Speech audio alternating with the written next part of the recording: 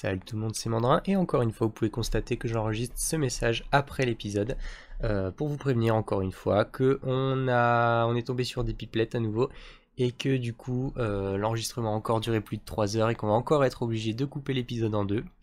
Pas de la même manière que la dernière fois cependant, c'est-à-dire qu'on va avoir le premier invité et un peu de débat derrière. On va couper et ensuite la semaine prochaine vous aurez le deuxième invité et un débat un peu plus grand, un peu plus long. Voilà. Donc je vous souhaite un bon épisode et à la semaine prochaine. Salut!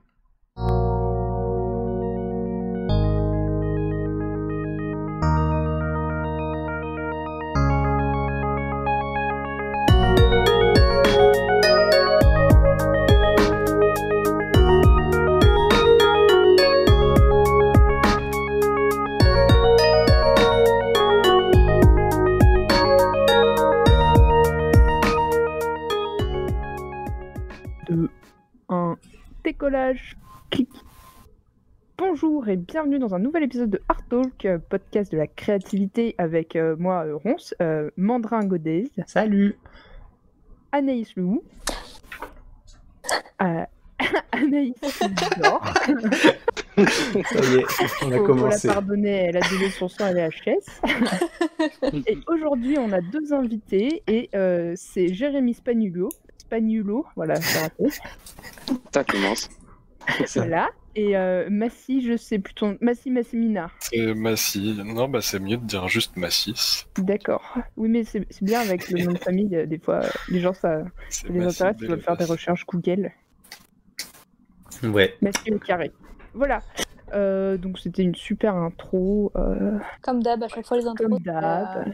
De qualité. C'est la recette d'Art Talk. Oui. Tout à fait. Si Voilà. on fait bien les intros, alors là, du coup, tout le monde est content. Et ça. elles sont toujours parfaites. Donc voilà. Est-ce que vous avez une petite préférence pour qui va commencer à raconter sa life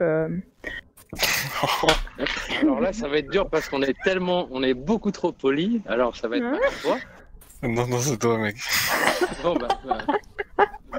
non, mais à toi alors. Parce que c'est pour du suspense, parce que comme ça, moi, je peux... Si tu passes en premier, moi, je peux voir si je connais bien. Ah ouais. Bah, moi, Si tu connais bien, moi, un interro. je me disais exactement la même chose. Alors du coup, je préfère te laisser la place. après vous. J'insiste. On va faire pique-nique douille. Et puis, Gramme. Non, bah d'accord, je le fais alors. Ah, c'est gentil, je suis désolée. Non, mais enfin. Pile quand j'ai le... T'es sûr? Non, Bah alors fais-le. non, bah c'est bon maintenant. Après 1h30, il se décide enfin à parler. C'est ça. Le podcast le plus long, mais pas pour ce que vous croyez. C'est ça.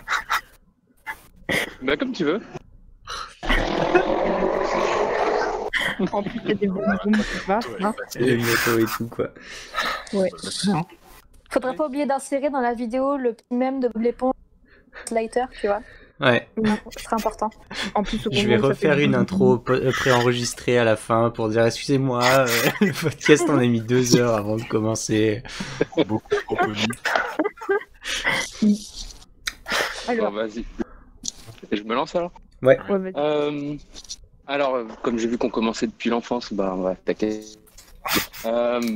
Du coup, moi, c'est un peu le profil à dessiner pas mal, mais en fait, c'était mi-dessin, mi-créer des trucs. Et du coup, je rejoins un petit peu ce que tu avais dit. Je crois que c'est toi, Mandrin, qui avait dit que, Ouais. en fait, à un moment donné, dans ton enfance, tu voulais être inventeur. Oui, c'est ça. C'était, Moi j'étais fan de Géo trouve tout quand j'étais petit. Oh, Voilà. Alors qu'il Bah est ouais, quand c'était même... un petit peu. Ouais. Vas-y. Ouais, non, mais en gros, c'était parti de l'idée que j'avais mon grand-père d'un côté qui travaillait du bois, de l'autre côté qui travaillait en fait tout ce qui était un peu mécanique, ingénierie et tout ça. Donc j'étais déjà bercé dans un truc assez technique et moi ça m'a toujours plu tout ce qui était touché à du métal, etc. Et puis à côté, c'était cool, il fallait aussi faire de temps en temps des plans, par exemple. À l'époque, c'était tu veux faire un petit jeu d'aventure, tu veux avoir un couteau quand tu fais ton aventure avec tes copains. Ouais. Il faut designer le couteau et du coup tu découpes dans ton bois et puis après tu te fais le manche en métal, etc. Donc ça c'était première partie et puis après derrière c'était aussi énormément de dessiner en fait, tester des formes, etc. Mais c'était un peu abstrait à l'époque. Donc ouais, c'était profil d'enfant plutôt à beaucoup dessiner, à beaucoup jouer au Lego, beaucoup jouer à tout ce qui était, ouais, on va dire la création d'objets, jusqu'à aller faire des petites voitures en cailloux, etc. Donc en gros, derrière, ça a été beaucoup de dessins, beaucoup de construction, et puis lycée chaotique. Donc, du coup, c'était plutôt le profil. Je savais pas trop ce que je voulais faire, mais en même temps, je continuais à construire mes objets avec mes petites machines avec mon grand-père. Donc, je me suis dit, j'ai quand même envie de créer des robots. J'ai quand même envie de continuer à aussi dessiner des monstres parce que j'étais aussi passionné de tout ce qui était archéologie, etc. Donc c'était un petit peu naturel en fait depuis tout petit de se dire je sais à peu près ce que je veux faire dans la vie, c'est soit inventer des trucs, soit dessiner, peu importe. Et donc en fait c'était un petit peu la peur de l'argent dans la famille, c'était en mode mais attends mais comment tu vas gagner ta vie avec ça? Donc, à partir de ce moment-là, on va regarder du côté des études et si tu veux être inventeur, ce sera plutôt ingénieur. Mais sauf que mon niveau à l'école le permettait pas du tout. Donc, je fais entre guillemets exprès de redoubler mon bac et je prends un petit peu de temps après dans cette période-là pour me dire finalement, ça va plutôt s'orienter côté école d'art. Et à l'époque, du coup, j'avais ciblé l'école Pivot. Je vais voir à l'école Pivot. Je suis Rochelet, donc c'était un peu facile. C'était, tu regardes un petit peu autour. Et en fait, Pivot, c'était cool, mais je me sentais pas prêt. Moi, je suis un grand timide de base, donc même à l'idée d'aller parler avec les gens, je me souviens que j'avais ma mère qui me poussait. Mais regarde là, les gens qui dessinent, ils sont comme toi, va parler avec eux et tout. Et puis moi, maman, non. Et là, tu te dis, bon, t'as 16 ans. C'est ça, t'as 16 ans, t'as 17 ans, et t'es censé te dire, normalement, je suis censé être suffisamment fort pour aller parler aux gens, quoi. Mais du coup, j'ai un peu raté le truc, c'est-à-dire que j'étais un peu émerveillé, et puis ça me touchait énormément de me dire, tiens, ils affichent leurs dessins, ils ont pas honte d'eux et tout, etc. Donc pour moi, c'était hyper classe. Mais j'ai un peu raté cette journée, c'était une journée porte ouverte, et j'ai discuté, c'est mon père, je crois, qui s'est mis à discuter avec un des élèves, et en fait, c'était trop cool comment il parlait, et puis après, je me sentais un petit peu plus confiant, mais il y avait vraiment ce truc de, ouais, en fait, c'est cool, ça me donne vraiment envie de faire ça. Mais en fait, je rate mon bac, donc du coup, c'est en mode, c'est raté. Et en même temps, je vais vers l'école Brassard, du coup, à Tours. Et l'école Brassard, c'est en fait, comme j'avais pas vraiment fait de cursus artistique, j'étais plutôt de profil scientifique, même si j'étais en mode grosse bouse. Il y avait cette idée de, ouais, tu vas aller voir au niveau de la prépa, il faut monter un dossier. Et là, tu es en train de te dire, mais ouais, mais attends, le dossier, il faut dessiner tel truc, il y a une étude doc, il faut faire des natures mortes. Alors, des natures mortes, moi, je me souviens que ma mère me disait à l'époque, attends, mais avec tous les robots que tu fais, là, il va falloir que tu dessines une pomme, mais tu vas pas savoir faire. Et donc, c'était un peu le truc de, tu prépares ton dossier et en fait, t'es pas sûr t'es pas sûr d'avoir le niveau. Donc, je me suis un petit peu arraché les fesses à bosser. C'était mes premières, premières nuits blanches sur ce truc-là, où je bossais la nuit à essayer de faire, avec ma petite lumière de chambre dans le noir, une petite composition et d'avoir une pomme avec un presse orange, etc. C'était marrant. Ça ressemblait à rien, mais c'était cool. Et en fait, j'étais vraiment pas confiant de si ça allait marcher ou pas. Et surtout, je me mettais beaucoup de pression en mode, en fait, j'avais vu déjà l'école Pivot. Du coup, je me suis dit, c'est à ça que ça ressemble une école d'art. Avec Internet, tu regardes en fait tout ce qui te montre en fait sur, par exemple, l'école Brassard, c'est des couloirs avec des super beaux dessins, avec des super belles peintures. Et tu te dis, ok, moi, je savais vraiment pas où j'allais. Pour moi, mes parents, la vision que j'avais dans ma famille, ça a toujours été des frustrés. En fait, ma mère, par exemple, dessinait beaucoup. Mon grand-père faisait de la peinture. J'avais un entourage de gens qui étaient juste des artistes frustrés. C'est des gens qui n'ont jamais pu percer, qui n'ont jamais vu ça comme un métier. Et la vision, c'était, tu veux faire du dessin, tu vas faire du dessin dans la rue, parce qu'à La Rochelle, chaque été, tu as en gros les artistes de rue qui font des portraits. Et c'était ça, en fait. Pour moi, le métier d'artiste, c'était, si tu vas dans la ville, c'est-à-dire à La Rochelle, et tu fais des portraits l'été, quoi. Ouais, c'est ça, je vois. C'était, j'essaie de traduire ce sentiment de l'époque où tu te dis, en fait, tu penses même pas à la suite, tu penses pas forcément à qu'est-ce que ça va engendrer en fait derrière, si ça va être un métier, etc. C'est plus, il y avait un côté essayer de prouver à mes parents déjà que je pouvais être bon dans une école, mais aussi essayer de me prouver à moi que peut-être j'en ferais un truc. Du coup, je vais dans cette école, je présente mon dossier et là, contre toute attente, la directrice à cette époque, elle me fait, parce que dans les prépas à Brassard, il y a à peu près, je sais pas, 200 élèves qui doivent être auditionnés. Et là, elle me fait, de ce qu'on a vu, parce qu'en plus, moi, je me prends toujours à la dernière minute, mais ça, c'est assez commun, je pense à tout le monde, à tous les artistes, de faire les trucs vraiment dernier moment. Donc moi, j'arrive à la fin, juste avant que ce soit fini, les inscriptions, etc. Donc elle me dit, j'ai vu pas mal de monde. Et du coup, non, vous avez des facilités et des prédispositions. Donc en gros, là, je commence à avoir le discours, en fait, j'ai peut-être mes chances. À cette époque-là, moi, j'étais vraiment concentré sur tout ce qui était construction. Pour moi, c'était quand je faisais un dessin, je fais j'en sais rien, un portrait, par exemple. C'est pas, je commence à dessiner d'un côté, etc. Je fais une grille, ou en tout cas, je commence à poser des trucs assez techniques, et je pose les points, puis je vois les lignes. Donc du coup, c'est pas vraiment un truc, pas naturel, mais c'est vraiment un truc très très technique. Et donc, à ce moment-là, je me dis, ce que je fais, c'est plutôt cool, mais en fait, j'ai l'impression de pas être un dessinateur. Du coup, j'ai l'impression d'être un gros tricheur qui a sa petite technique, qui sait bien mesurer les trucs, qui sait dessiner avec des grilles et juste placer des points. Tu vois, pour moi, c'était ce que je faisais, c'était tracer des points, faire. Tu sais comment c'était, ces espèces de jeux où t'as des nombres et en fait, tu relis tout. Ouais. C'est du dessin en reliant des machins, quoi.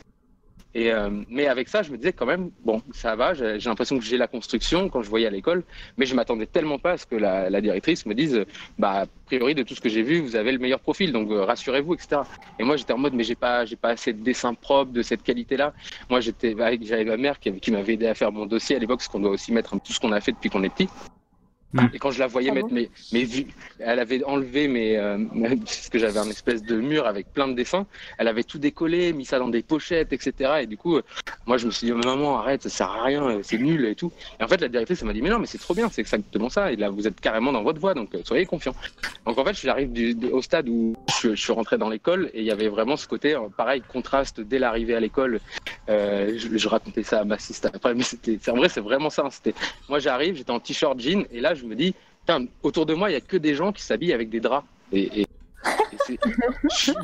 Du coup, je suis fondamentalement pas un artiste, quoi. C'est genre, je suis une tâche dans le décor, quoi. Et l'histoire de l'école, c'était aussi tout un jeu de. Moi, en fait, à l'époque, j'étais incapable de parler en public. Et donc, typiquement, j'arrive à l'école. Heureusement, je vois un mec qui me ressemble à peu près, qui a à peu près le même profil. Et là, on est en train de se dire tous les deux, ouais, on fait carrément tâche. Tout le monde est en train de parler. On l'air extraverti, on l'air cool, etc. Et nous, on était en mode. On fait demi-tour là. En plus, déjà, on a un peu la honte. On est avec notre espèce de carton dans la rue, on se fait repérer. Enfin, moi, j'étais vraiment trop préoccupé par ça, mais pas tant par le fait que j'avais honte, mais plus par le fait que dès que j'avais le regard de quelqu'un sur moi, c'était galère. Et en fait, premier jour de classe, là, je me dis, il va falloir dessiner. Donc pareil, tout le monde s'installe à son bureau, commence à mettre un petit peu tous les trucs et ils sont hyper à l'aise, machin. Heureusement, il y avait des profils quand même un petit peu variés qui te disaient, bon, tout le monde n'a pas l'air de non plus se la péter, ça a l'air d'être assez une bonne ambiance.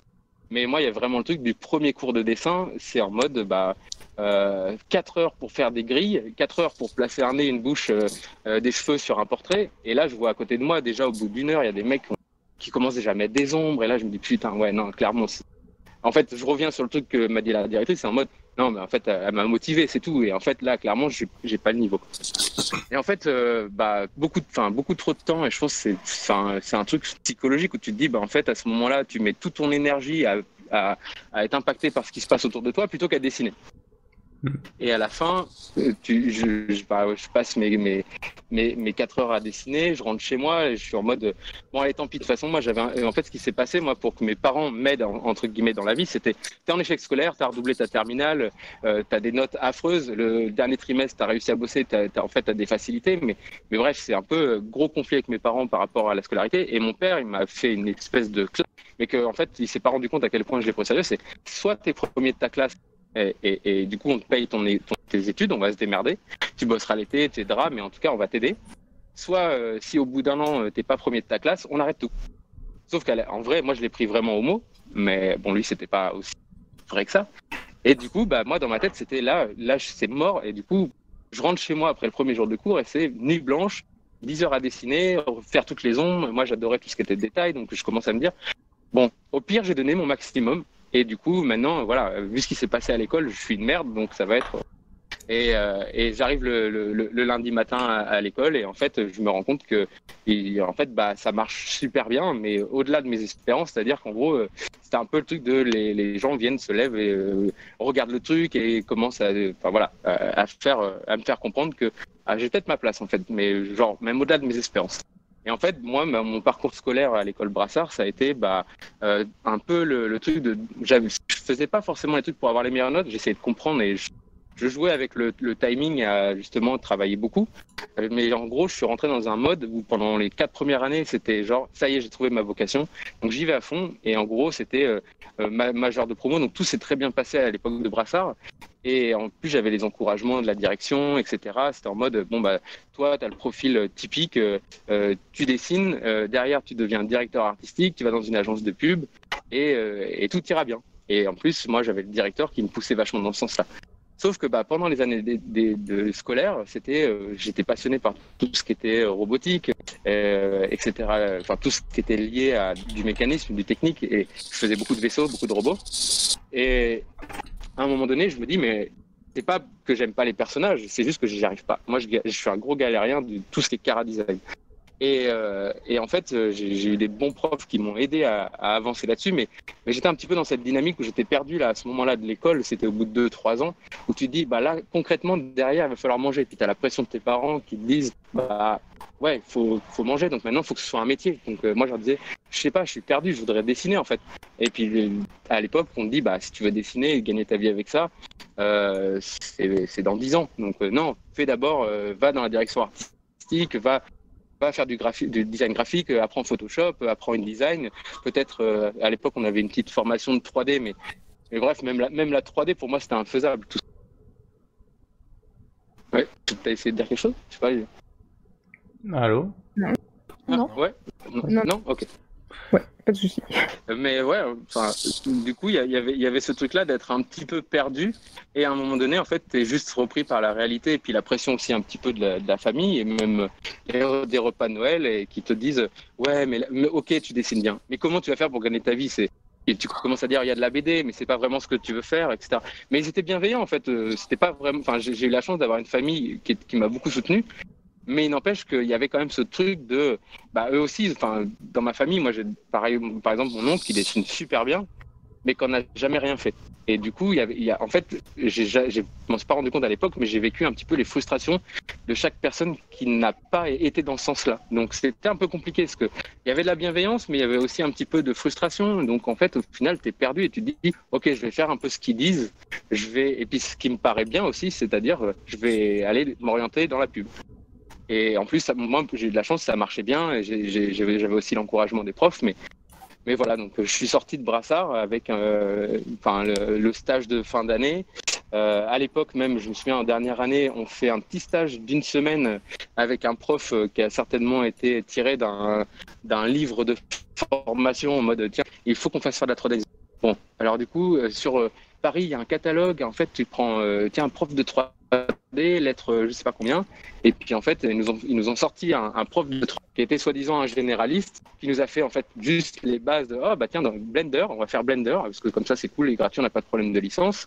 Et puis derrière, alors pour tourner c'est ça, pour aller en déplacement c'est ça, etc. Donc en fait on n'a pas vraiment vu grand-chose, mais moi, surtout à l'époque, c'était en mode... J'avais déjà des potes dans l'école qui commençaient à faire de la 3D, mais moi, je me sentais genre, non, il faut être un mathématicien, il faut être intelligent, en fait, pour faire de la 3D. Et moi, je suis un cassos de la scolarité. Donc, du coup, la 3D, je suis pas assez intelligent pour faire ça. Mais il n'empêche qu'après cette semaine de Blender, je m'y suis mis à fond et en fait, je me suis dit, je kiffe la 3D. Mais j'y suis pas allé parce que je me suis dit, en fait, il va falloir travailler plus fort et je suis pas assez intelligent, machin. Et c'est marrant parce que vraiment, moi, aujourd'hui, la 3D, c'est 60% de mon activité.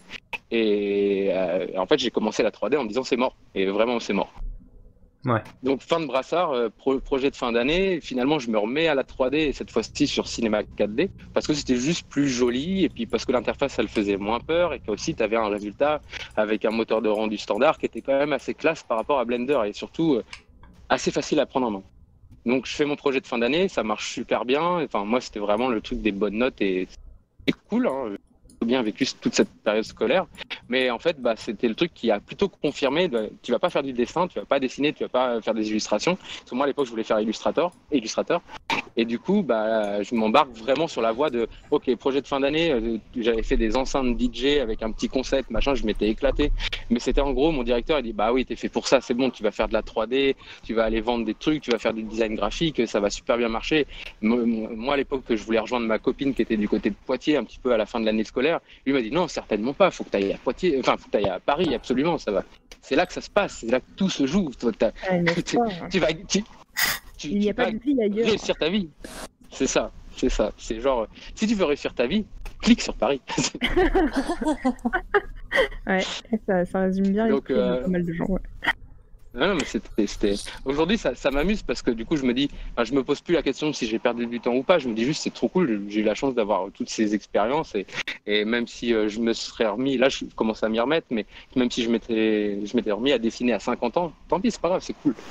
Et bref, le truc, c'est que, projet de fin d'année, ça marche bien. À l'époque, j'étais même en train d'essayer de vendre mon produit à Jean-Michel Jarre. Enfin bref, c'était un bon projet de fin d'année, ça s'est super bien passé. Et moi, en fait, à cette époque-là, j'avais aussi eu, ce que j'aime bien dire, que on parle beaucoup d'art, on parle beaucoup de notre évolution. Enfin, c'était trop cool.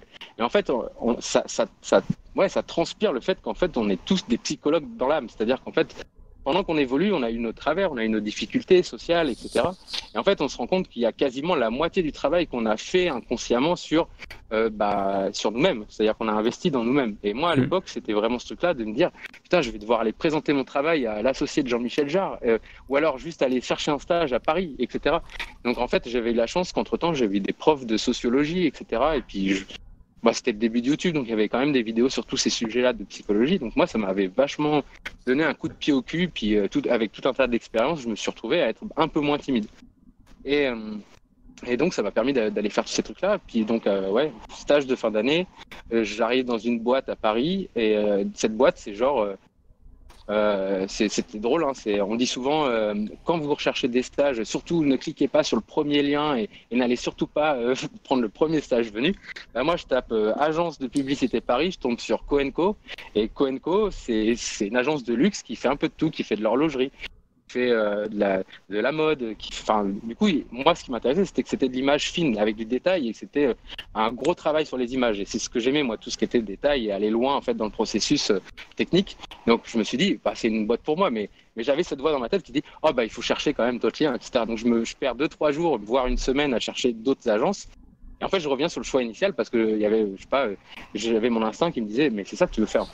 Donc, c'était une petite boîte, échelle humaine, il y avait entre 10 et 15 personnes. Il y avait des équipes de DA, il y avait un directeur de création qui était un gros barge cocaïne, de 99 francs, quoi.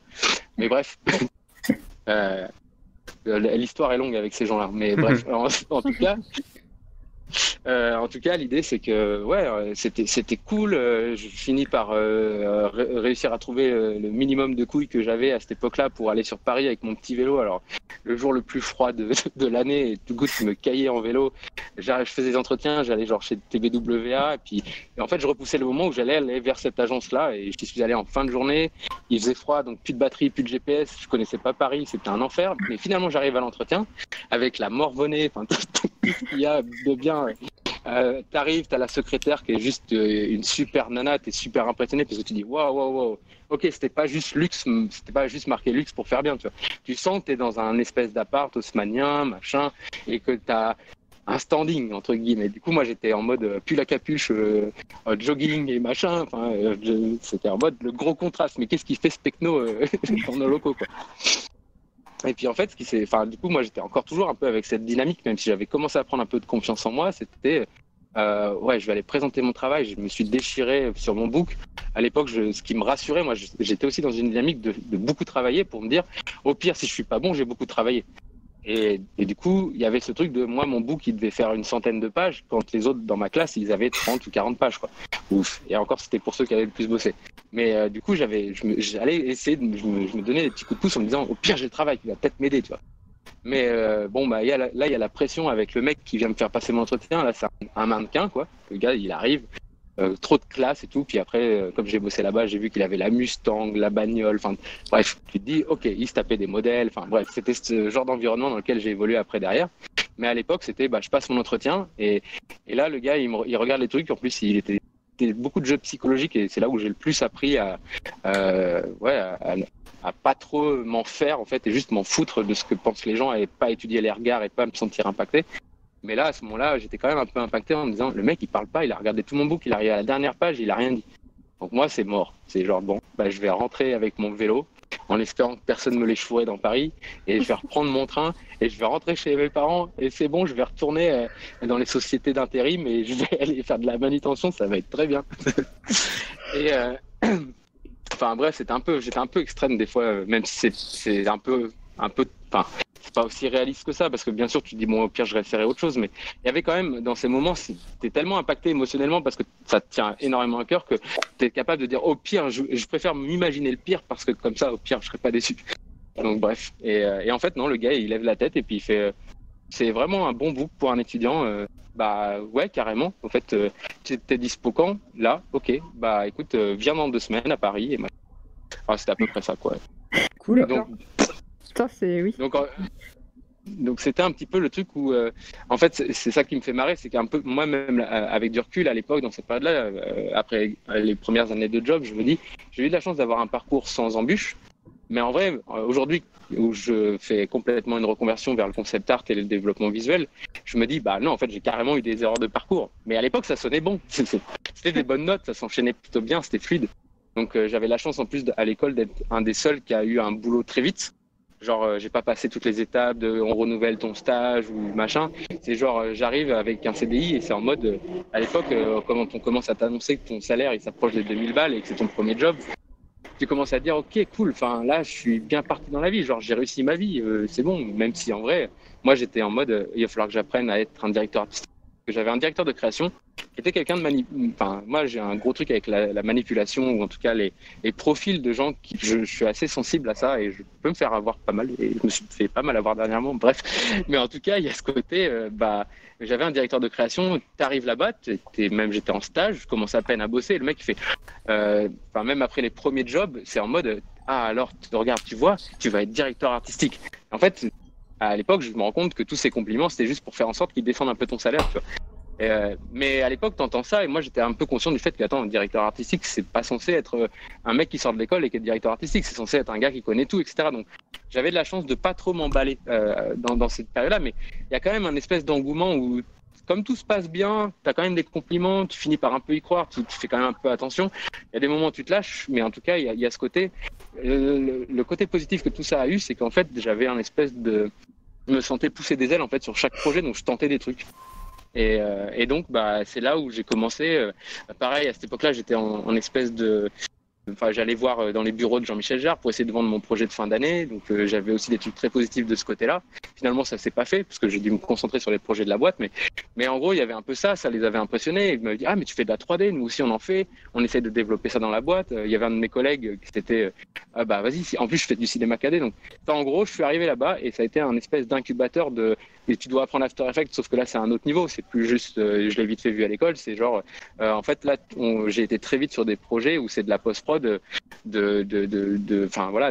films qui passent à la télé, en fait. Donc, on avait la chance d'aller dans des studios, de tourner sur fond vert, des motos, fallait faire un volcan, fallait faire tous ces trucs-là. Après, derrière, on allait en Suisse, on allait filmer des super montres. Après, on faisait un espèce d'opéra en 3D. Enfin, il y avait tout un tas de projets vraiment cool. Moi, j'ai commencé à avoir très vite mes propres projets par des hasards de circonstances. Petite anecdote marrante, c'est que en fait, moi, à chaque fois qu'il y avait des projets, je regardais ce que faisaient les teams en fait autour. On était 4 teams de DA en fait. Et moi, j'étais junior, j'étais un petit peu le mange-merde. C'était en mode au service marketing.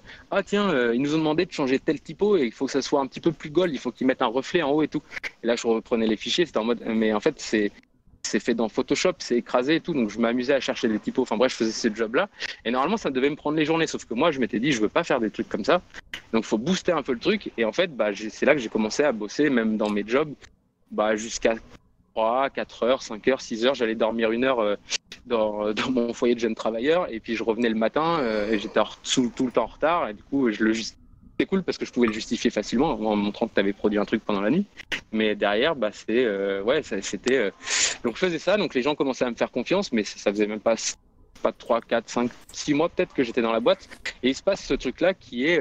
Bah, c'était cool, ça se passait bien, je pouvais faire un peu de tout. Je participais aux piges, donc c'était des trucs intéressants. Je faisais ma merde pendant la journée de 7-8 heures.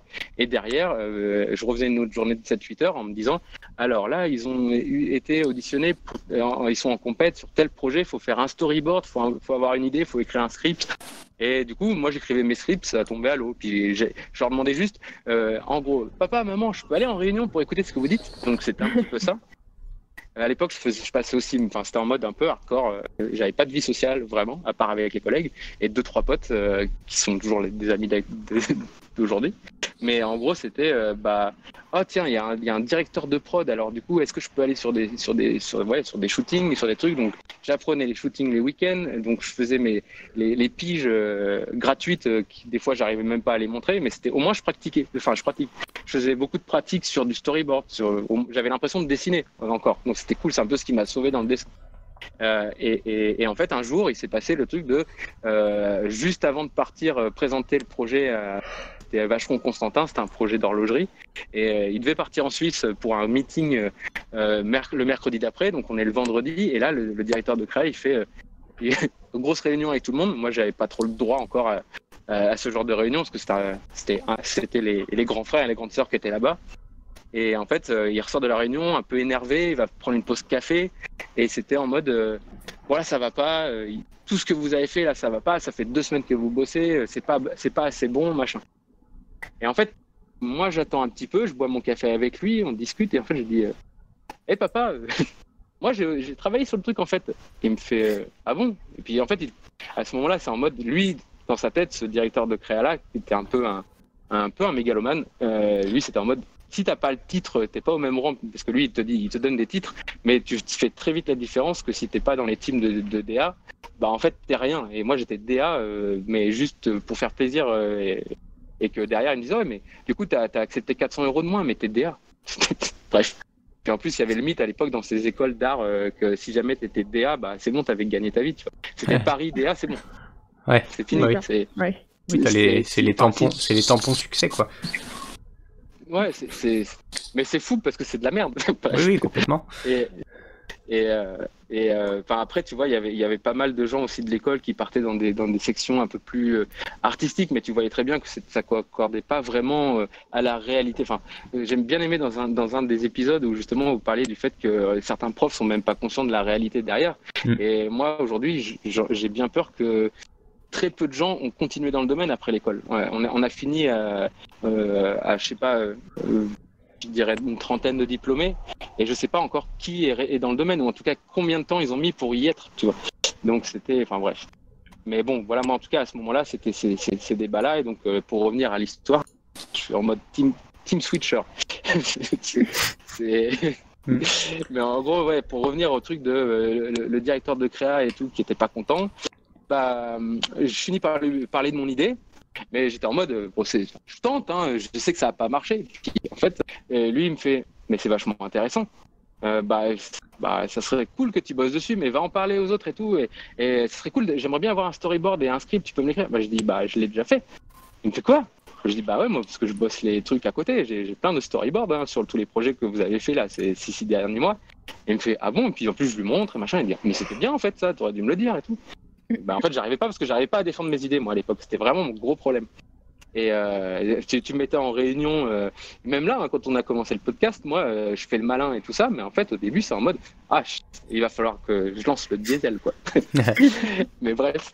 Du coup, bah là, c'était, là, il commence à m'encourager, puis après, je lui montre le storyboard de script en question, et il me fait, bah non, mais je présente ça. Et il me dit, en gros, si tu peux me le finir pour mardi soir, c'est parfait.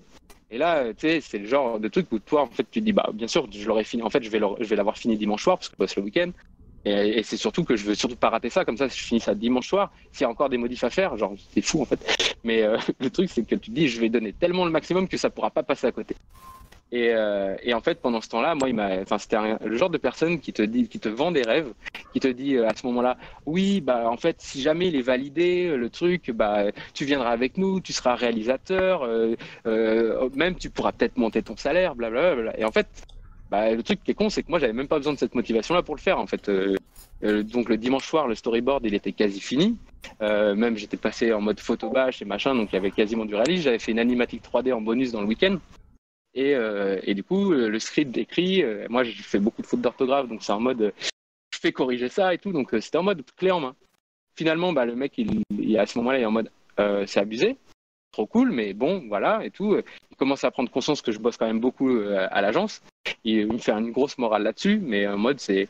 Bon, de toute façon, c'est cool. Puis moi, je lui explique qu'en fait, c'est pas juste pas normal, c'est juste que c'est une passion aussi. J'ai découvert plein de trucs et que bah, moi, quand je fais un truc à fond, j'ai tendance à le faire à fond. Et donc, t'inquiète pas, je vis bien, j'ai des amis, je vais boire des bières, mais en vrai, j'aime aussi beaucoup tout ça. Donc voilà. Mais il m'avait quand même mis en garde, ce qui était quand même sympa de sa part, malgré tout. Et donc, je fais mes modifs, je fais mes machins, ils partent en Suisse. Après, dans la journée, c'est en mode, bah non, mais ils ont kiffé ton projet. Puis en fait, pour moi, à l'époque, c'était un gros truc. Maintenant, bon, bah, voilà, c'est un projet comme un autre, quoi. Mais à cette époque-là, c'était vraiment genre, là, tes rêves vont se réaliser, quoi. Et là, ça y est, tu vas être enfin, et puis ça se passe vite et tout. Donc là, le truc, c'est qu'il m'avait vendu du rêve en me disant que j'allais être réalisateur sur le truc, sauf que bah ça s'est passé et qu'en fait, j'ai été à diriger des équipes de tournage, à être pote avec des directeurs de la photo, etc. et à être sur le set avec ma petite voix tremblante en mode action, coupé, moteur, tout ce que vous voulez. Et du coup, c'était très bizarre. Heureusement que j'ai un de mes collègues qui m'a beaucoup coaché à faire ça et qui me prenait le relais quand j'y arrivais pas trop ou que j'arrivais pas trop à suivre. Mais voilà, il y a eu ce côté, bah, je sais pas, on va dire 6 mois, enfin ouais, à peu près 6 mois, entre 6 mois et 1 an après l'école, je finissais par avoir réalisé ma première pub et du coup, ça m'a vraiment ouvert énormément d'opportunités parce que les contacts après ont explosé. C'était même genre j'avais des contacts extra-agence. Et en fait, j'avais des gens qui venaient, qui me disaient on a tel problème pour telle scène dans ce film, tu peux nous faire un petit storyboard et machin. Moi j'étais en mode bah ouais. Puis les gens ils faisaient attends, on n'a même pas dit qu'on n'avait pas de budget machin. Je dis je m'en fous, moi c'est cool, je dessine. Donc c'est vraiment le storyboard à cette époque-là qui me maintenait un peu dans le dessin. Et puis après, bah voilà, c'était beaucoup de 3D. J'ai commencé à modéliser. Je bossais avec un mec au Japon, puis après avec des équipes, une boîte qui s'appelle Le Truc en Suisse. Donc je faisais des fois des modèles. De temps en temps, je faisais des trucs de texture. Et moi, j'étais souvent dans le truc pointilleux de ah bah non, mais là le modèle de la montre à tel endroit, c'est telle texture. Donc je reprenais. En fait, moi, je voulais, dans ma vision du directeur artistique, tu es capable de toucher à tous les outils. Et donc, tu es aussi capable de driver des équipes et de résoudre tous les problèmes. Donc, en gros, tu es obligé d'être 3Diste, tu es obligé d'être post-prodman, généraliste, mais à tous les sens. Et aussi TPDA et CG Sup, quoi. C'était un peu le truc, c'était ce que je voulais faire. Après, je peux pas dire que j'étais expert en tout, et bien sûr que je suis 3 fois plus lent que n'importe quel spécialiste dans chacun des domaines. Mais en tout cas, moi, c'était un truc qui me disait, j'ai peut-être trouvé ma voie. Finalement, ça commençait à me plaire. Mais sauf qu'en parallèle, quand des fois j'avais des moments où je me disais j'en ai un petit peu marre du boulot, je me remettais sur Photoshop, je faisais une illustration, je reprenais souvent un robot, comme par hasard. Et là j'étais confronté au truc de ça fait, je sais pas, des fois j'avais des pauses et pendant une semaine je m'acharnais l'esprit sur une illustration. Et c'était cool, c'était construit, j'avais des bases 3D, j'avais des machins, mais en fait je n'avais pas les process pour réussir à sortir une image avec tout ça. Et donc, c'était de la frustration à chaque fois. Je fais une pause là-dedans et c'est en mode, bon non, mais en fait, je suis pas assez bon, j'arrive pas à finaliser une image. J'ai beau passer, il y en a certaines où je suis devenu fou. Après 1 mois de travail, si tu mets tous les jours cumulés, enfin peut-être pas, j'exagère un peu, mais en tout cas, après 2 semaines de travail bien intensif, répartis sur plusieurs mois, tu as une image avec... dans le sol, tu vois des billes, tu vois des rouages, tu vois tout ce que tu veux. Et chaque truc a sa perspective et tout étudié. Mais en fait, c'est de la merde à la fin parce que tu peux pas lire. Et en plus, il y a des problèmes encore de couleur, il y a des problèmes de compo. Et tu te rends compte de tout ça à la fin. Du coup, c'est un truc qui m'a vraiment un peu blessé à l'époque. J'ai fait une école d'art, j'étais censé savoir dessiner. Et là, plus le temps avance, même déjà au bout d'une première année d'expérience dans les agences de pub, ça pue, quoi. Je sais plus dessiner en fait. Et ça a été crescendo. Donc après, moi, ça s'est enchaîné assez naturellement. j'ai eu une histoire qui était assez drôle, qui était un de mes 2 boss, celui qui était le raisonnable, c'est celui qui était à la gestion de la boîte. Il me dit, moi je vais partir en Suisse, je vais aller monter ma boîte parce que en fait mon associé c'est un fou. Du genre, quand je dis que c'était 99 francs à l'agence, ça peut être un peu exagéré, mais en vrai, c'était du genre, c'est marrant, il y a des clients à 23h ce soir. Et en fait, avec un peu de temps, j'ai commencé à avoir mes collègues qui me disaient non, mais c'était des clients hier soir, en fait, c'était des dealers. En fait, ça dealait de la coke à l'agence. Et tout le monde en prenait, enfin, tout le monde, beaucoup en prenaient, quoi. C'était un truc genre, c'était pas. Moi, j'étais choqué dans ma vie. Déjà, j'ai commencé tard l'alcool, j'ai commencé tard à fumer. Et genre là, on me disait la cocaïne, ça existe vraiment. C'est pas dans les films. Ouais. Bref. Ouais. Mais bizarre. Du coup, ça se faisait que, en fait, j'avais un patron qui était un peu foufou, qui avait en fait, un espèce de grandomane, et en fait, ça a commencé à être très dur. Moi, il m'a impacté en mode, il respectait plus. Après, dès que je bossais beaucoup à l'agence, et des fois, je voulais faire une soirée, et je me disais, c'est bizarre, on dirait qu'il fait exprès de me maintenir à l'agence pour que je puisse pas avoir de liberté. Donc, ça devenait un peu malsain. J'en ai quand même été jusqu'à donner un bon coup de poing dans le studio photo en me disant, j'arrête ça. C'est qu'entre temps, je parle studio photo, mais j'ai aussi appris la photo, etc. À gérer des caméras et tout ça, donc cette expérience-là, il y avait vraiment l'idée 360. Mais bref, en tout cas, je me dis c'est fini, là je me barre, et du coup j'accepte la proposition de mon autre patron. Sauf que là, en fait, t'es dans la situation où tes 2 patrons, ils sont en gros conflit, ça fait 20 ans qu'ils sont associés. Depuis 5 ans, il y en a un qui veut partir parce qu'en fait, c'est juste devenu fou. Il l'a sauvé de crise, je sais plus comment, quand tu consommes trop de drogue, au bout d'un moment, tu fais des convulsions, machin. Enfin bref, ça devient un peu hardcore. Et le patron avec qui je suis parti, il avait sauvé l'autre et il lui avait dit c'est fini, sauf qu'il a recommencé. Bref, tous ces trucs-là un peu sordides. Et je me retrouve à partir en Suisse. En mode, je vais habiter chez mon patron pendant 2 mois. Il faut rester caché parce qu'en fait, on a les avocats au cul parce que c'est comme s'il m'avait volé de la boîte. Il fallait un peu pas dire les choses. Donc, toute la période où j'ai posé ma démission, c'était en mode un peu James Bond. En vrai, c'était genre. Tu vas faire. Mais pourquoi tu parles? Genre, pourquoi tu pars maintenant? Genre, là, on va t'augmenter, on va te filer 500 balles de plus. Enfin, c'est bizarre quand même. Moi, j'étais en mode. Non, mais en fait, j'aimerais monter une boîte avec des potes, ce qui était une autre histoire qui vient derrière. Mais bref, le truc, c'est qu'à ce moment-là, j'enchaîne les petites histoires en mode, je reste focus sur le boulot.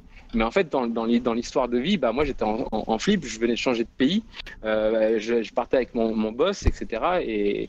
Et puis surtout, il y a tous les trucs qui te rappellent que tu étais timide, en fait, et que là, tu arrives dans une ville, tu connais personne, tu viens juste avec un mec qui va lancer une boîte, en fait, t'es pas sûr de rien, donc t'es un peu mélangé entre, là, tu vas être à la tête du truc, tu vas voir comment on monte une entreprise, tu vas voir comment on gère des projets, comment on gère des budgets. J'étais entouré de mecs qui avaient 50 ans et même des gros riches, parce que j'ai quand même côtoyé un milieu où c'est tes collègues ou alors ton patron qui vient un jour en Jaguar, un jour en Ferrari, et puis tu vas manger chez tes collègues.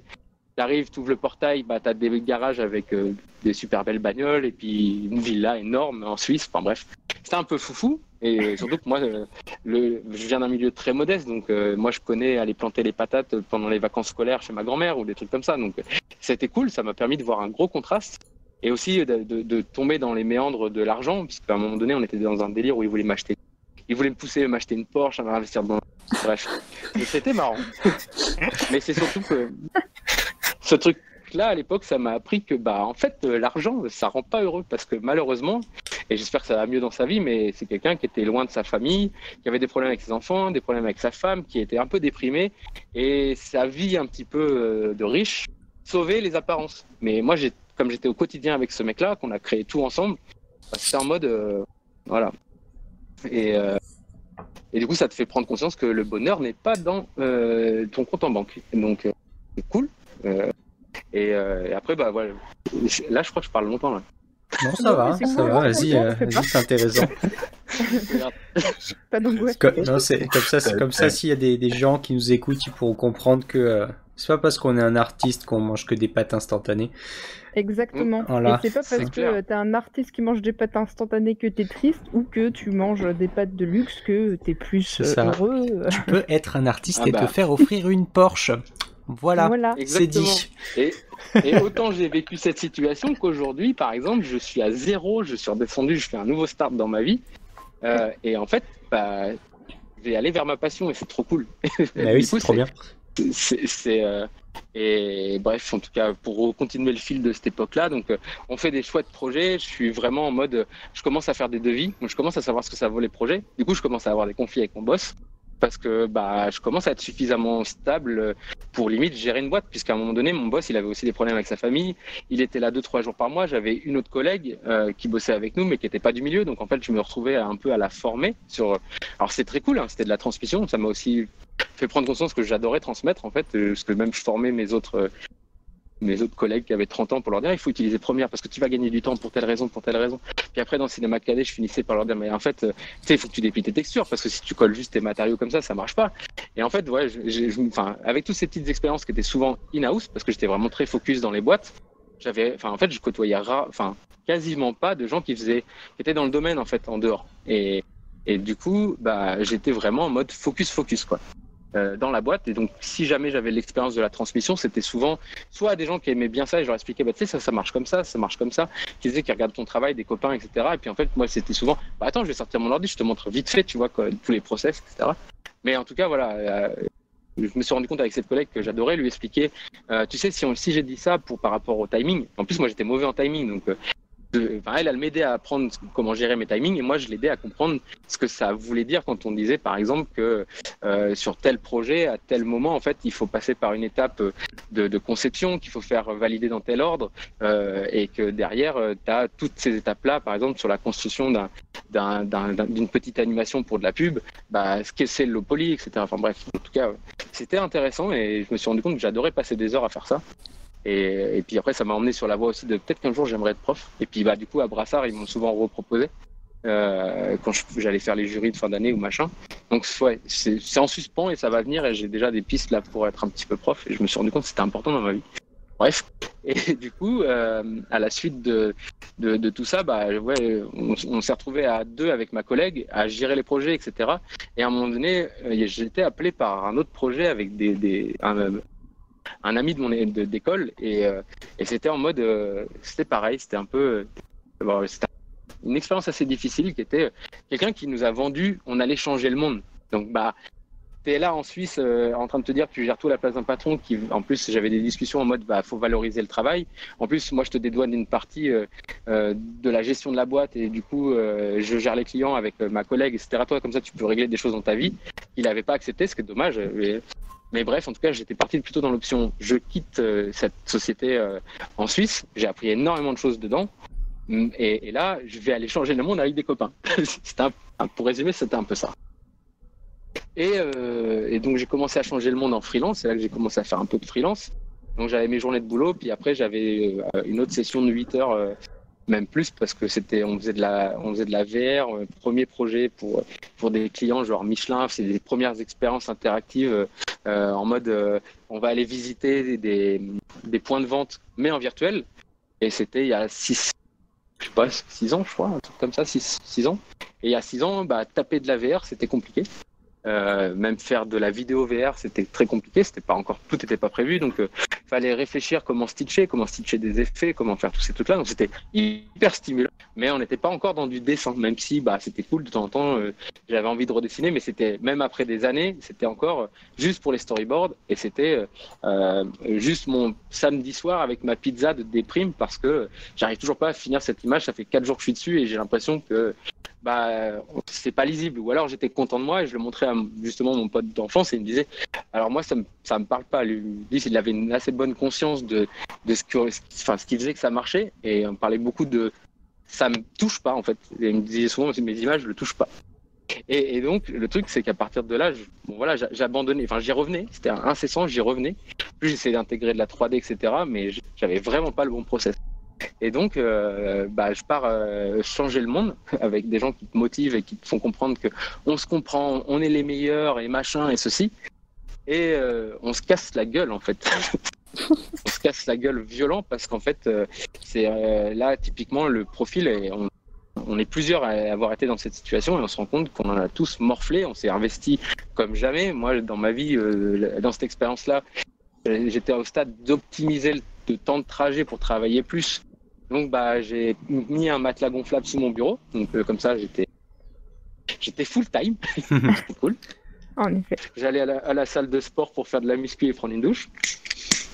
Donc ouais, c'était marrant. Et puis en fait, on s'est vite rendu compte que c'était quelqu'un qui usait de nos forces, qui nous vendait des trucs et en fait qui foutait de la merde dans l'organisation, même si on n'était pas doué. On n'est pas doué, mais en fait on arrive à s'en sortir sur les timings, etc. dans l'équipe. En fait, tu te rends compte qu'on avait tous les mêmes problèmes, mais en face à face, quand on était tous ensemble, tout allait bien. Et genre, on va trouver des solutions à tout. Et en off, en fait, on se faisait un peu démonter. Et c'était on parlait pas trop entre nous à cette époque-là. Puis il y a le jour où on s'est rendu compte qu'en fait, on vivait tous la même chose et qu'on n'était pas des ennemis et que l'ennemi, il était plutôt la même personne qui nous posait tous le problème. On a quitté. Alors ça a été très dur pour certains, ça a été assez dur pour moi aussi. Mais ça a été le gros moment de je retourne chez mes parents et je viens de rater cette expérience où je m'étais investi. C'était un peu foufou, même sans vouloir parler d'argent. J'étais quand même dans une époque où en Suisse, j'avais des prétentions salariales qui étaient folles, mais qui étaient en mode, dans ma vie, c'était que les patrons qui pouvaient gagner ça. Et là, j'étais en mode, bon, c'est la fête du slip, quoi. Si je veux m'acheter un appareil photo une fois par semaine, je peux le faire, quoi. Donc c'était un peu foufou. Et donc j'avais quitté ça parce que je m'étais rendu compte que c'était pas ça le secret qui moi me rendrait heureux et que aussi j'avais des prétentions autres à essayer de transmettre des messages, essayer de continuer d'apprendre sur les choses de la vie, de l'environnement, du monde qui m'entoure, etc. Et donc voilà. Donc on a essayé de changer le monde. On s'est vite rendu compte que le but de changer le monde c'était pas si fort que ça.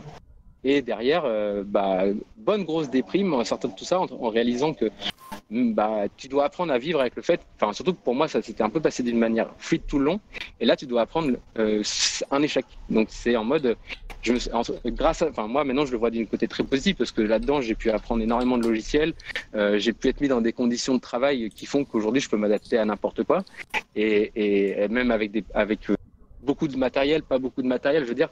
Au bout d'un moment, quand tu as ces expériences-là, tu trouves des solutions à tout. Et en fait, aussi, tu vois les choses négatives, tu arrives à trouver du positif dedans. Mais bon, quand tu es face à un premier gros échec, quand tu dis j'ai mis mon âme dedans, j'ai essayé de construire des trucs et compagnie, tu dis c'est mort. Tu vois, là vraiment, j'ai raté un truc. Et genre, ça te dégoûte des relations humaines, ça te dégoûte de tout un tas de trucs. Tu reviens vite à une personne négative et voilà. Mais d'ailleurs, en fait, l'analyse... tu l'as fait et puis tu commences à te poser des questions en fait plus existentielles. Donc c'est trop bien en fait de faire des fois des grosses descentes et pas forcément des descentes parce que ça reste négatif, mais en tout cas des nouveaux départs. Et donc là ça devient un nouveau départ et à l'époque c'était Zelda qui m'a énormément aidé en mode c'est la Switch qui sort, il y a Zelda et c'est en mode là, j'arrête les projets, je prends un vrai temps pour moi. J'ai bossé en fait pendant 10 ans comme un monstre, jour et nuit. J'ai pas forcément. Là, je commence à réaliser qu'en fait, quand je joue à Zelda, en fait, je fais pas ça moi, et c'est ça que j'aime. Et il y a plein de déclics qui se passent à ce moment-là. Et là, je crois que c'est un gars que pas mal de gens connaissent. Ça commence par Bass et ça t'appartient. Encore lui. Oh là là. En fait, du coup, j'ai mon meilleur pote à ce moment-là qui était dans ma galère de l'expérience d'avant, qui me dit j'ai vu un interview, tu devrais absolument le regarder. Et moi, en fait, c'est horrible parce qu'avec lui, je sais toujours qu'il m'envoie du bon contenu, mais je procrastine, je mets des mois des fois à le regarder. Et là, j'avais mis vraiment du temps à tomber dessus. Et l'idée, c'est que c'était l'interview Spartan. Et en fait, là, je commence à me dire il y a un mec qui m'a désacralisé en fait tout ça. Et qui lui, souvent des fois je lui envoie des petits messages en lui disant tu n'imagines même pas mec à quel point ça y en a. Même des fois, du coup j'ai été à Montpellier donc on s'est croisés aussi à Montpellier. Même des fois j'étais en mode j'étais content. Un jour j'étais content juste qu'il réalise que sur mon fond d'écran c'était un de ses dessins et que ça fait longtemps et que c'est grâce à cette interview il n'a pas bougé depuis l'interview. Bref. Et en fait là je commençais à me dire juste déjà, j'entends parler du Art Weekend dans cette interview. J'entends l'idée que c'est normal de faire des échecs. C'est aussi normal de trouver sa propre voie. C'est genre, il n'y a rien d'écrit qui te dit, mais c'est juste à un moment donné, tu dois aller chercher en toi ce que tu aimes vraiment. Et je commençais à faire ce cheminement-là en disant, en fait, j'aime dessiner. Donc, après ma grosse période de petite déprime de Zelda, avec le médicament Zelda, etc., je me remets à dessiner. Mais je me remets à dessiner en mode... lâcher prise, genre c'est pas grave si ça marche pas. Et en plus j'avais un petit peu d'argent de côté, je me dis au pire je prends mon temps. Et alors Massy va se marrer. c'est un peu les trucs des lois d'attraction, c'est qu'à un moment donné, quand tu es concentré sur le positif dans ta vie, c'est pas un truc mystique, c'est juste que ton cerveau, il est plus occupé à mettre 90% de ton énergie dans la négation et à entretenir ça, mais il va justement laisser aller ça, ce qui fait que tu retrouves beaucoup plus d'espace disponible à penser et à voir les opportunités. Et à l'époque, une opportunité que j'aurais peut-être pas été capable de voir si j'allais pas bien, j'avais retravaillé sur mon moral, etc. C'était Bastien et Jess, on est à Bordeaux, s'il y a des gens qui veulent venir boire un petit chocolat chaud, eh ben, vous serez les bienvenus. Et moi, à ce moment-là, je me dis, bah, qui je suis pour aller les rencontrer, tu vois. C'est pas parce que j'ai vu une interview Spartan et que je les ai stalkés que ça me donne de la légitimité, tu vois.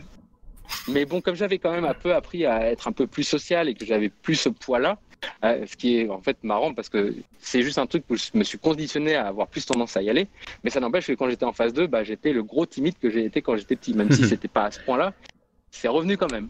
Et on a passé un super moment, c'était super encourageant, on a fait une dégustation de whisky, c'était très cool, il y avait Jérémy et Vitry. Ouais. C'était mortel, que je connaissais pas trop parce que moi j'avais pas encore ma bibliothèque d'artistes, je commençais tout juste à me remettre, donc mais c'était il y a 2 ans et demi, 3 ans, un truc comme ça, et du coup là c'était en mode bah c'est ce que je veux faire maintenant, et donc après Art Weekend, premier Art Weekend l'été d'après, et là c'est en mode moi après je vais faire très court dessus, mais c'est en mode j'ai une relation compliquée avec ma copine, donc encore un truc de enfin c'est pas des mots faciles, j'ai mis des mois et des mois à l'analyser, mais c'est une relation d'emprise, ce qui fait qu'à un moment donné j'en suis arrivé à un stade où j'étais dans ma vie parfaitement heureux. J'avais rencontré une fille, je pensais que c'était la femme de ma vie, je vais au Art Weekend, j'accepte ma reconversion et je kiffe ça, et je commence à voir à force de regarder des tutos, je commence à comprendre que tout ce que j'ai pas réussi à faire jusqu'à maintenant avec de la technique, avec de la 3D, avec trop de détails, etc., c'était des règles à appliquer, donc il va falloir que je trouve mon process qui me correspond, et ça commence à prendre, c'est-à-dire que je commence à voir peut-être que j'ai ma place dans le concept art ou dans le développement visuel, et je commence à sortir des images et tout, puis ouais, je commence à m'encourager. Mais là j'ai été en gros c'est un peu la dernière période en date, c'est je me retrouve à vraiment vouloir faire ça de ma vie, et en fait je commence à partager un quotidien avec une personne qui me dit que c'est mal de trop travailler, que ça devient beaucoup de conflits, qui a même remis en question le Art Weekend. J'ai eu des expériences un peu c'est pas venu du jour au lendemain, sinon je m'en serais méfié, bien sûr. Ouais. Mais en gros, moi je venais de rencontrer ma famille, c'est-à-dire que pour moi c'était genre, même si bien sûr il y a toujours des gens dans le Art Weekend, il y a pas toujours que des âmes positives, mais j'étais en accord avec les gens. Je me disais putain, en fait il y a mon petit enfant émerveillé qui vient de renaître, et genre c'est génial, en fait c'est juste il va falloir le préserver.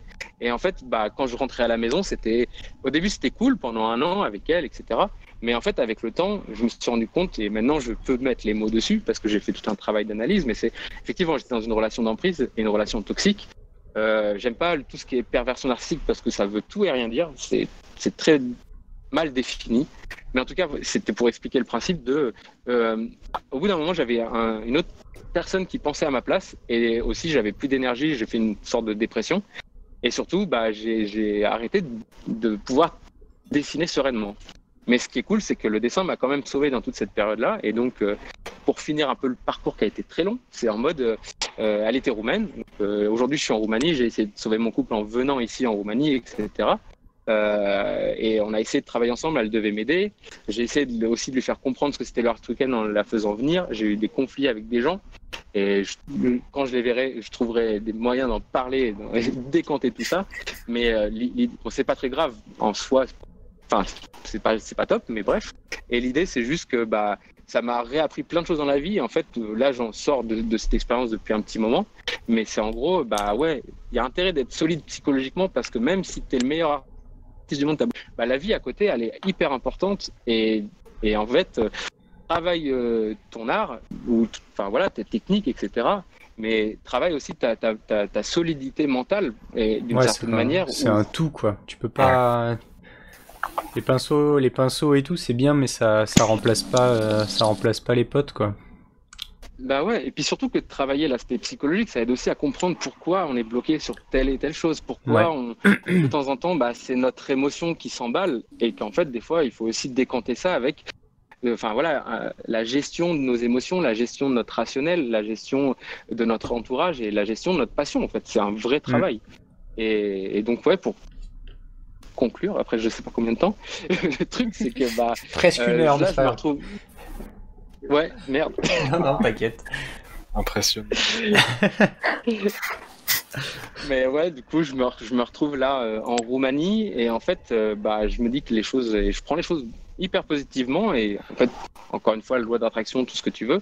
Et puis surtout que c'est une construction psychologique sur des années. Heureusement que je me suis intéressé à toutes ces choses-là et que je réalise aujourd'hui que j'ai vécu un truc qui était quand même dur. Enfin, c'était pas un truc anodin et qui aurait pu me détruire en fait. Et en fait, je me dis j'ai réussi à passer ces épreuves, mais pas juste parce qu'à un moment donné j'étais fort ou quoi que ce soit. Parce que toute ma vie, je me suis intéressé à ces domaines-là, parce que je me suis aussi construit, parce que j'ai eu aussi, comme tout le monde, hein, là, en écoutant un petit peu tous les podcasts, tu te rends compte qu'on est devenu fort à la suite de certaines difficultés et aussi que notre capacité et la passion et l'émerveillement ont été aussi des gros points et une chance, parce que tout le monde n'arrive pas à juste le vivre sous forme de frustration. On a de la chance en tant qu'artiste de rester émerveillé et de cultiver ça. Et du coup, c'est de l'énergie en plus. Donc, bref, voilà, en tout cas, avec tout ça, l'aspect psychologique, l'émerveillement qui revient, le Art Weekend, etc., j'ai passé mon épreuve et l'idée, c'est que maintenant, je suis en Roumanie et là, je suis en train de viser. Ça fait un petit moment que je bosse sur mon portfolio, donc je prépare plein de petites choses et surtout, je remets en place des process vraiment en développement visuel et je mange des tutos et surtout, je pratique beaucoup. Et l'idée, c'est de se dire. Je vais commencer à me préparer pour aller me faire recruter chez Ubisoft.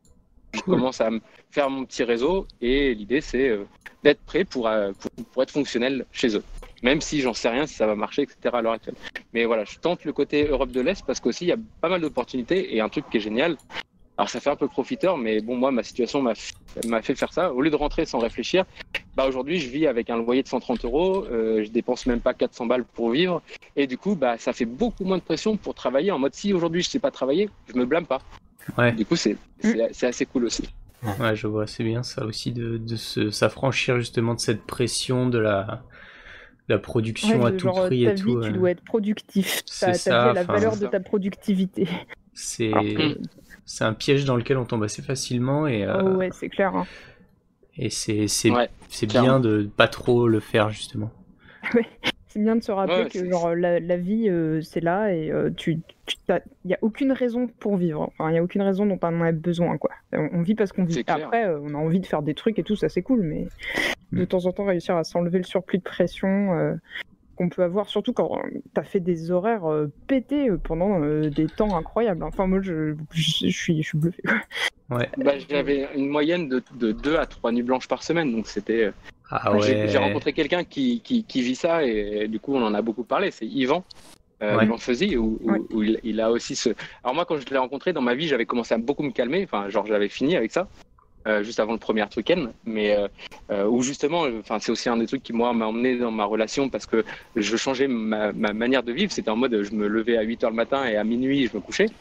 Et j'avais envie de mettre ça en place aussi parce qu'après regarder des conférences, aller à Yamag, etc. et aussi regarder les interviews de Spartan, tu te rends compte que ça a l'air d'être un point important, donc il fallait l'essayer. Et surtout, j'en comprenais le sens et ça me touchait, donc j'ai commencé à le mettre en place. Et tu te rends aussi compte à ce moment-là que oui, effectivement, tu as la vie à côté, en fait, parce que moi, j'ai été vraiment à l'école, typiquement, et même avant avec les parents, c'est tu veux être artiste, il va falloir travailler dur, mais genre ça va être très dur. Genre si il y a même ces phrases de il faut passer 20 000 heures, etc.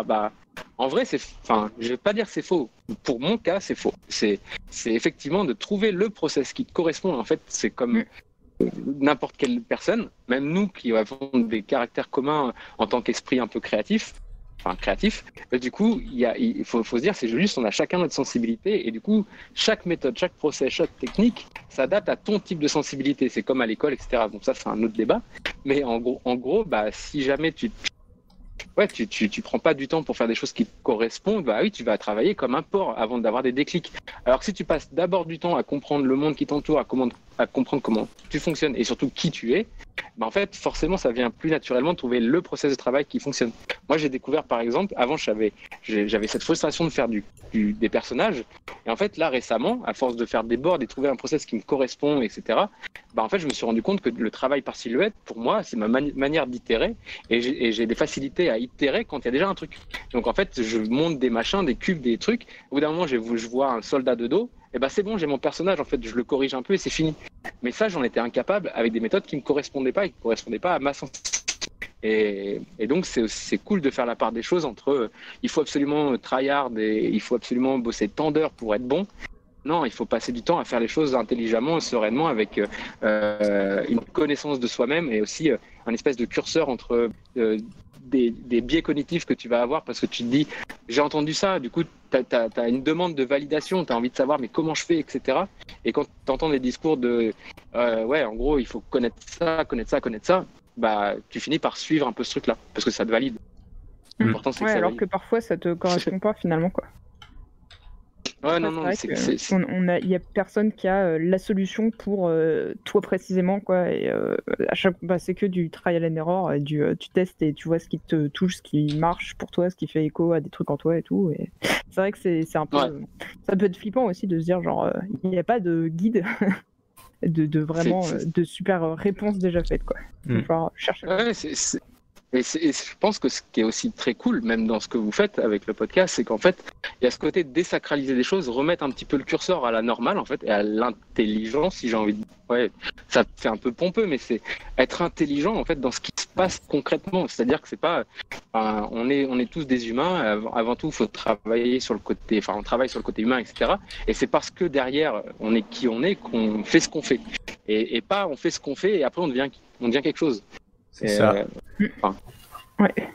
Ouais, exactement. C'est comme quand il y a des gens qui font des trucs et t'es là genre waouh mais ce que tu fais c'est trop beau et moi j'arriverai jamais à faire ça et la personne est là genre ouais j'aime bien ce que je fais mais moi j'arriverai jamais à faire ce que toi tu fais quoi. Genre c'est pas grave. Au contraire c'est cool quoi parce que ça veut dire il y a vraiment de la place pour tout le monde, personne n'est illégitime d'exister et tout. Et du coup tu peux si t'aimes créer des trucs. Genre, ça me fait penser à je sais pas si vous voyez Night in the Woods, le jeu indé avec un chat bleu qui a des yeux jaunes qui... Non, pas du tout, ça vous dit rien? Non. Non. Night in the Woods. Et bon, du coup, c'est un jeu indé qui est trop cool et qui a des graphismes qui sont très spéciaux. En fait, le gars qui a fait les dessins, il dessine que comme ça depuis des années et genre, il s'est beaucoup culpabilisé de se dire... faudrait que je fasse des vrais cours de dessin, peut-être quand même que je dessine de la vraie anatomie ou des trucs comme ça pour progresser et tout, mais en fait les gens ils aiment aussi sa façon de dessiner, genre moi je trouve ça marche trop bien, c'est trop cool, j'ai déjà essayé de faire des trucs pareils et c'est tout con et tout et pourtant j'arrive pas et ouais du coup c'est voilà, maintenant du coup il disait un peu ce que tu disais Jérémy, à savoir que du coup avec les années il se dit genre en fait c'est cool, j'ai mon truc qui me correspond à moi et il y a des gens que ça touche et c'est plus important de savoir si t'as une réussite selon des critères imposés un peu arbitraires à base de est-ce que tu sais bien dessiner les mains les yeux fermés c'est ça. C'est ça.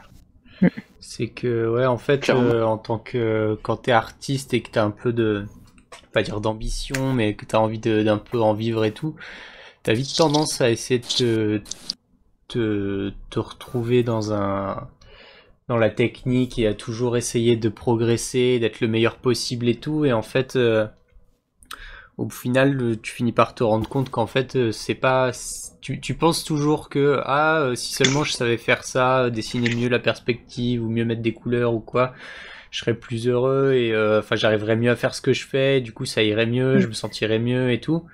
Et en fait tu te rends compte que je me rends de plus en plus compte au fur et à mesure qu'on fait les épisodes que en fait non, en fait c'est pas ça qui va t'apporter la satisfaction en fait.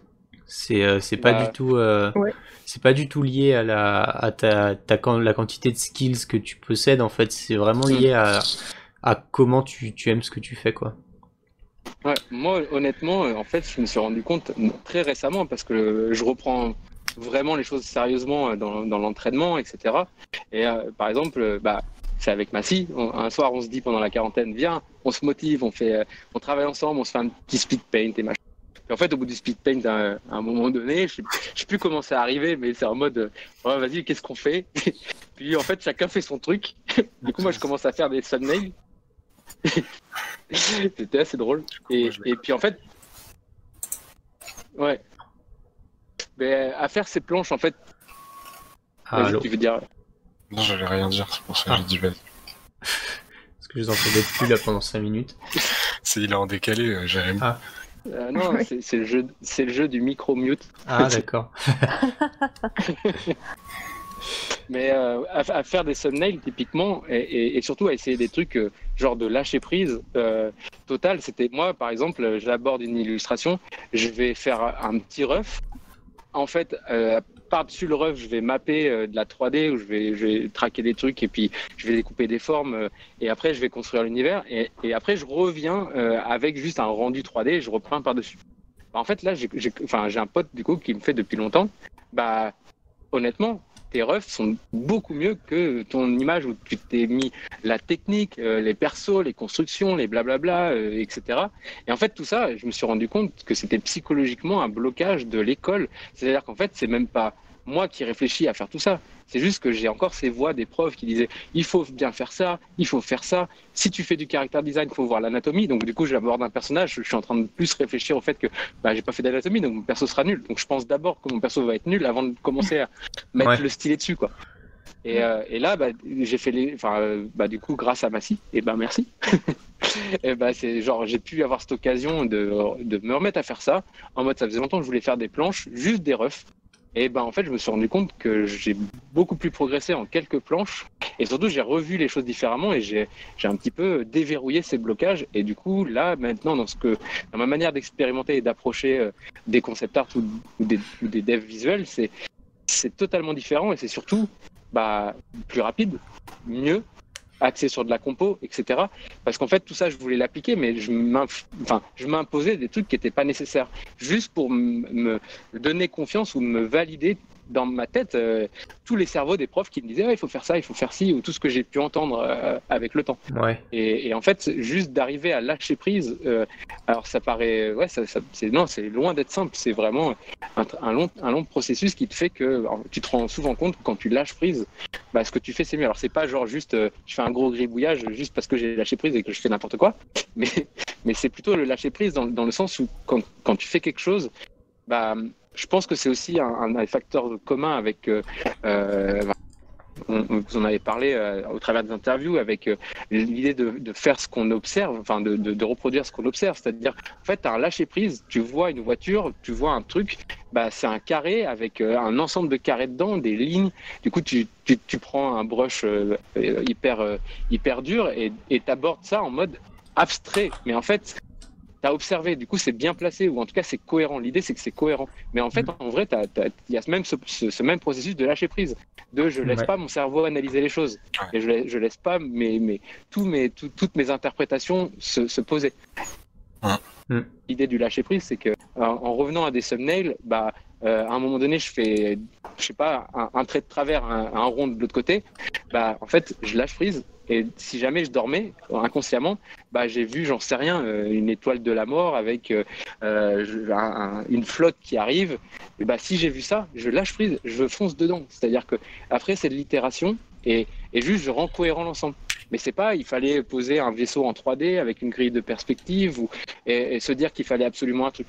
Bon, ça après moi, c'est ce que je me dis. Bon, tout ça c'est cool. Après moi, en ce moment, je suis en train de réaliser que le gros travail, et c'est aussi après des longues discussions et surtout avoir aussi partagé des discussions avec Swan, que il y a cet attrait que j'ai toujours eu par rapport au storytelling, mais je suis bloqué parce que je m'estime pas capable de raconter des histoires, ou en tout cas je suis trop sur la technique et je l'ai trop été, et du coup je fais mon histoire et à la fin je fais juste un perso en disant ouais. Et en fait maintenant c'est un petit peu aborder les choses par rapport à l'histoire que tu veux raconter, à ce que tu veux transmettre. Du coup, les refs, c'est pas tant juste que de l'itération technique même, parce que c'est bien beau de lâcher prise, mais ça peut revenir encore dans les trucs techniques. C'est en mode, il y a un truc qui t'a inspiré, il y a un truc que tu as envie de transmettre là maintenant, tu poses, t'itères dedans pour être fidèle à ce que tu avais pensé, et du coup, après, derrière, tu utilises toutes les techniques que tu as, et c'est un long travail, parce qu'effectivement, il faut avoir une certaine confiance avec ça pour que ça soit fluide. Ouais, carrément. Ouais, effectivement. Mais c'est vrai que ça me fait un peu penser aussi à mon process d'écriture où des fois la partie réflexion avant de me mettre dans le storyboard, elle est vachement longue pour surtout pour la dernière histoire que j'ai faite, la Crushing Hard, qui du coup était en courte, elle est en 5 épisodes, quoi. Et je voulais vraiment que ce soit bien propre, bien rythmé, bien ficelé au mieux que je puisse faire. Et genre, toute la partie, tu la laisses germer en toi, ou juste tu penses à tes persos et t'essayes de les transformer tout ça en souvenirs en ayant plein de personnalités dans ta tête qui vivent en même temps, et essayer de faire en sorte que chaque personnage ait une profondeur, même si c'est pas évident en 5 épisodes, clairement. Hein, c'est pas le cas pour tous, quoi. Même si j'ai vraiment essayé. Et vraiment la partie, le moment où j'écris, quoi, c'est vraiment le truc où juste tu t'en fous, tu fais tes cribouillages, t'écris ton texte, et puis après quand tu relis, t'es là genre ouais, ça c'est peut-être pas très clair, remodifie des machins et tout, mais exactement comme tu dis, quoi, tu t'y vas, tu te lâches, tu fais ton truc, et après une fois que c'est là, c'est beaucoup plus facile de recorriger, de faire des essais différents, de faire des itérations et tout. Ouais, au moins c'est fait par intention. Enfin, c'est pas genre il y a un but précis défini et puis ça va exactement ce que tu voulais faire. Mais t'as mis c'est pas dès le début où je me dis genre ah attention là on s'approche de la 10e case, faut tout de suite que je mette un petit peu plus d'espace et que là je fasse un peu un blanc et qu'ensuite seulement on retourne à de l'action. Et bah non, parce que sinon là tu te fiches, quoi. Et après clairement plus t'en fais et plus tu vas avoir ce petit réflexe et cette habitude à l'intérieur d'un épisode d'une 40aine de cases, tu vas réussir à mettre un moment calme, un moment plus action, le début qui introduit et puis genre la fin qui est en mode genre ta ta ta. Mais ça tu le fais petit à petit, ça devient de plus en plus évident, mais en attendant faut pas avoir peur. C'est pas parce qu'au début tu vas devoir le faire, le reprendre 5 fois, 10 fois, 40 fois que faut pas se lancer et se lâcher, quoi. Ouais, mais c'est un peu le truc, moi j'aime bien l'image de genre à un moment donné dans ta tête quand tu commences, tu sais voilà, tu sais à peu près où tu pars, mais c'est très très flou. C'est genre, t'as un nuage à ce moment-là, et en fait, il y a un truc dans le nuage, mais c'est un nuage. Et en fait, à un moment donné, tu t'enlèves des petits morceaux de nuage parce que t'as itéré, parce que t'as posé des choses, et en fait, petit à petit, t'arrives à c'est en mode, t'es dans la Matrix, t'es dans Matrix, et là, tu vois toutes les gouttes d'eau d'un coup, tu vois, en fait. Mais enfin, ça arrive jamais, en fait, de voir toutes les gouttes d'eau, mais par contre, si jamais t'as pu à un moment donné décortiquer tout ça et que ton petit nuage du coup te permette d'être un peu plus... Alors, au pire, tu as exprimé un truc qui était différent de l'idée originale, mais au moins tu as un petit truc à... Je sais pas, ton petit bébé là qui devient défini. C'est juste que tu as défini en mode entonnoir, en mode itératif, jusqu'à arriver à un truc, ok, là ça marche, en fait, là ça me parle. Et même si c'est. En fait, ça aussi est cool, c'est que des fois il faut savoir lâcher même. Des fois tu as une idée hyper précise et en fait tu n'arrives pas à la poser. C'est juste qu'en fait, c'est toi qui a presque le manque d'humilité avec toi-même en te disant je suis capable d'exprimer exactement ce fil de pensée. En fait, ça reste un fil de pensée, donc ça reste abstrait. Donc, faut pas se stresser de dire, parce que moi j'ai beaucoup eu et beaucoup entendu, même dans les écoles, etc., le côté mais toi, tu es capable de refaire exactement ce que tu as pensé. Enfin, c'est fou en fait d'en arriver à ça, parce que quand on décortique ça, ça veut tellement rien dire. Bien sûr que tu peux avoir un truc assez précis, mais en fait, ce que tu as eu comme précis, c'est une vision, une image, une pensée. Et cette pensée, c'est loin d'être une image qui est sur le papier, en fait, c'est une image concrète. Ouais, c'est clair. C'est super nébuleux, en fait, tant que ça reste dans ta tête. À propos de trucs super nébuleux, Massy, il est encore super nébuleux pour les gens qui nous écoutent. Et s'il se présentait Oh bordel, oh merde. Non, mais de toute façon, moi j'avais bien compris que c'était... On l'appelle Massy, le nébuleux. Moi, je ne dis plus un mot, c'est fini. Non, mais c'était vraiment cool. Hein. Non, mais ouais, en fait, c'est bien d'avoir ce genre d'expérience un peu longue. Et désolé.